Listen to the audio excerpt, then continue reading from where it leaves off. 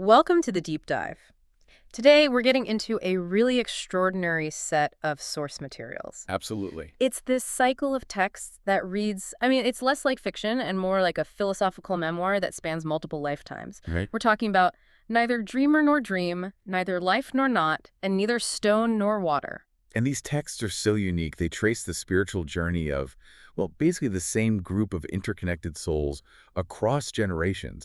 And they focus on what might be the most difficult concept in this whole field of inquiry, the dissolution of self. That idea of consciousness as an awareness that was never born. Exactly. And the real drama in these books is watching how these big abstract truths just collide with the messy reality of human relationships. And building things and failing. Organizational failures, personal patterns, all of it. So our mission today is to pull out the core teaching, what the central figure, Marcus, just calls simple being with, and really track its path. Yeah, why did their first attempt at, formalizing all this just fail so spectacularly? And then how did this later, much softer gathering of the same souls finally find their way to presence, to reconciliation?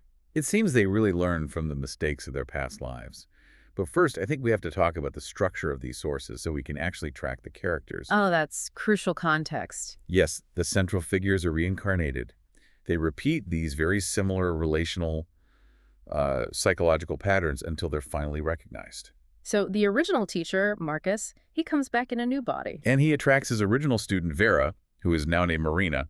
Her controlling ex-husband, Jorg, he comes back as Anton, the intellectual manager, Theodor. He's now Eric. Knowing that framework helps you see the patterns, not just the people moving through the story. It's everything. Okay, so let's unpack that core teaching. It all starts with the catalyst, Marcus. And he wasn't, giving big talks or running retreats. No, not at all. He operated from the most low-key venue imaginable. A specific window table at the same café day after day, just sitting there. Letting his coffee go cold, just watching the light shift across the room. That physical arrangement, that was the teaching right there. It was the demonstration. His whole practice was what he called attention without grasping.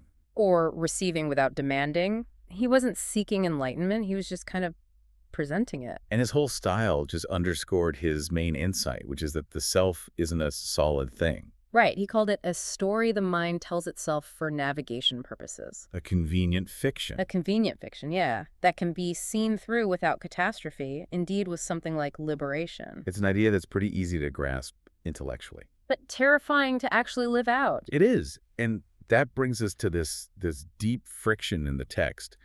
If the self is dissolving, shouldn't you be immune to human suffering? You'd think so. But Marcus addresses this late in his life, and he makes this deeply human admission that just shatters the stereotype of the unflappable guru. What does he say? He tells his students, "I have been afraid. The dissolution I have been pointing toward for decades is not a shield against human experience. I feel it, and I do not believe it." Okay, that right there, that's the gold nugget. If the awareness is fundamentally untouched, why would he still admit to feeling fear? This is where the nuance comes in. The sources argue that the fear, the pain, the loneliness, those are just waves. They're sensations moving through the physical and emotional form. So the belief part is the mind taking that sensation and building a whole story around it. Exactly. Building a catastrophic narrative. I am in danger. I am alone. This shouldn't be happening. So the teaching isn't to stop the waves. It's to stop believing the waves define the entire ocean. And the method for that is the same as his café practice. Just sitting with it the way he sat with everything. Attending without grasping, receiving without demanding. That simple, almost stubborn presence, that's the whole thing. Which, of course, immediately brings up the question of relationships, especially with Vera. Right. They had to grapple with this paradox. If the self dissolves, if there's no I to attach, does love just dissolve too? And at first, Marcus kind of leaned towards a very detached, almost emotionally distant interpretation. He admitted he was wrong about that. He thought non-attachment meant, never touching anyone or caring deeply. But Vera, who was his main student and companion, she offers this profound correction. She suggests that non-attachment isn't about avoiding love at all. It's about loving without grasping. Yes. Without needing the love to be returned, without needing it to last forever. Love is possible, maybe even amplified, without that heavy weight of self-interest. That realization is the perfect lead-in to the concept of the cage. The dominant metaphor in the sources. It explains why people stay stuck. If awareness is free, why do we keep building these prisons for ourselves? Let's look at how the different characters define their cages. First, the marriage cage. This is Vera's toxic relationship with Dorg. Right. And she realizes that just walking out the door is actually the easy part. The hard part was understanding, and this is a quote, why I stayed, why I let it happen. If I leave without understanding that, I'll just find another Jorg, another cage with a different shape. And that's the insight. The architecture of her prison was internal. She realizes the architecture of the cage is inside them, not outside. She was drawn to that dynamic because it served some inner need. Maybe for validation, maybe just for the struggle itself. Yeah. Until she saw that internal pattern, the external situation would just keep repeating. Then you have the achievement cage. This is Helena, who comes back later as Katja. She escapes a bad marriage and builds this incredibly successful business. By all external metrics, she's free. She has independence, wealth, power. But she realizes she had traded one form of imprisonment for another. Her success became its own kind of tyranny. She was constantly performing the role of a successful, liberated woman. And that performance of freedom had gradually replaced the reality. Exactly. She couldn't relax, couldn't fail, couldn't stop. The image of success became the cage. And for a lot of people listening, I think that might hit very close to home. The prison built from gold. And then there's a third one, the avoidance cage. This is Lena, Lena's daughter from the first life. She just rejects her mother's spiritual chaos completely. And builds a life of what the text calls aggressive ordinariness. A dull marriage, a safe job. She was determined to just avoid all that drama. But the sources show that even radical normality, can be its own form of hiding. She eventually sees that the avoidance of chaos is not the same as the achievement of peace. Or is it just another form of hiding? Her ordinariness became its own kind of prison, built on the fear of feeling anything complex. Now think about your own patterns when you hear this. Do you build a cage of just relentless busyness or avoidance just to prevent stillness? That's a powerful question. And the key to unlocking any of these cages, relational, aspirational, avoidant, it's always the same. It's not some grand action. It's a mental shift. It's what Marcus was always pointing to. Freedom is found in witnessing your reactions, not in embodying them. Seeing, as he says, the gap between the experience and the experiencer. The space where you can see that pattern instead of being the pattern. So the pattern still runs. You still feel the urge to achieve or the need to control or the impulse to hide. But by seeing that gap, you're no longer obligated to follow the impulse.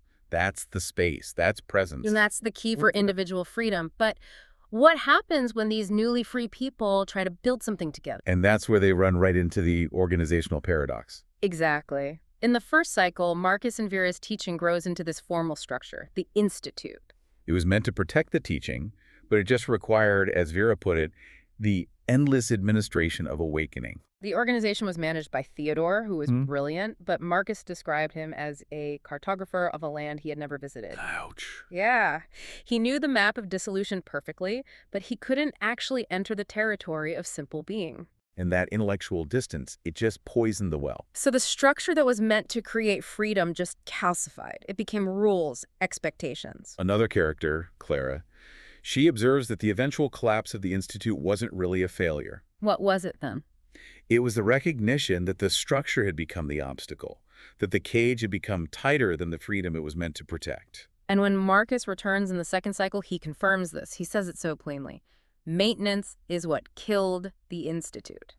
They were trying to preserve the form of the teaching. But the teaching is formless. You can't build a machine to produce something that's intangible. So in the second cycle, with Vera as Marina, Theodor as Eric, Jorg as Anton, they try again. And this new gathering consciously avoids all that. No formal structure, no mission statement, no curriculum. They meet simply because meeting was what they did. Yeah. It was defined by their shared presence, nothing else. The emphasis shifts completely to transmission.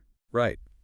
Marcus teaches that the purpose isn't to preserve form, but to enable the living transmission from awareness to awareness, from heart to heart. An energetic exchange, not an instructional one.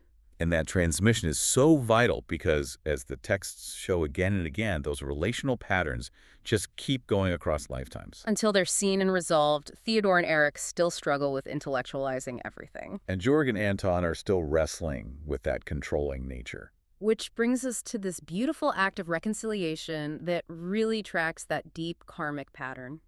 Decades after the Institute collapsed, Georg now as Anton finds Marcus at the café table again. And he asks the one question that has defined his entire life of suffering. Was I the cage or the caged? That question just cuts right to the heart of it all.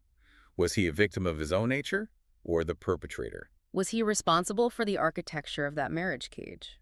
And Marcus's response is maybe the most important teaching on self-forgiveness in the entire series. He tells Anton that the forgiveness he's looking for isn't even really from Marina, from Vera. The forgiveness you need is not from her, it's from yourself. And he explains that the monster who committed them was never the solid thing you have been hating for 20 years. He was a wave of conditioning moving through form. The awareness underneath it all cannot be guilty. Anton just struggles with this idea. His whole life has been defined by strategy and control. He literally says, I don't know how to live without strategy. He's addicted to it. And Marcus advises him that the strategy itself is the problem. Stop waiting for certainty. Stop trying to calculate the most authentic move. He says to stop doing everything you have been doing to avoid it. Just allow the pattern of calculation to exhaust itself through presence. Sit there and watch the strategy. Try to strategize its way out of existence. It can't. The cycle concludes with Marcus's own physical death in his second body. And it's the final act of presence. He's so honest about it. He admits to his students that the sensation of fear is real. But he reminds the gathering that the teaching continues because they've learned to see the difference between the lamp and the light. The group gathers, and they accept that they will become what I have been. Confirming that the light won't go out just because the physical lamp is extinguished. And the organization continues, having learned its lesson. It's focused entirely on that simple presence. And Lena, the daughter who built the avoidance cage in the first cycle, she's now a seeker in the second, and she's the next one to have that moment of seeing. And that final image is so poignant. Marcus's window table stays empty at the cafe. A tribute to the presence that was absent and the absence that was present. The sources conclude that the whole story across all these cycles is just the endless game of hide and seek in which what is hidden is what is seeking. So after all that, what does this deep dive mean for you right now? We've learned the self is a useful but optional fiction. That freedom comes from seeing the architecture of your own self-imposed cage. And that love is liberated when it operates without grasping. But the source material suggests that the very act of searching is often what obscures the finding. So if we're all, one awareness playing at being forms, and our lives are these patterns that repeat until they soften through recognition, that raises a pretty big question. What personal pattern are you maintaining right now? Is it the achievement cage, the avoidance cage, the strategy cage that Anton relied on? Which one is preventing you from recognizing the awareness that's already here? If the doors to your cage have been unlocked from the inside this whole time, what subtle motivation, that small hidden need for comfort or for certainty, is still keeping you from walking out? Something to sit with, the way Marcus sat with everything, attending without grasping. Until our next deep dive.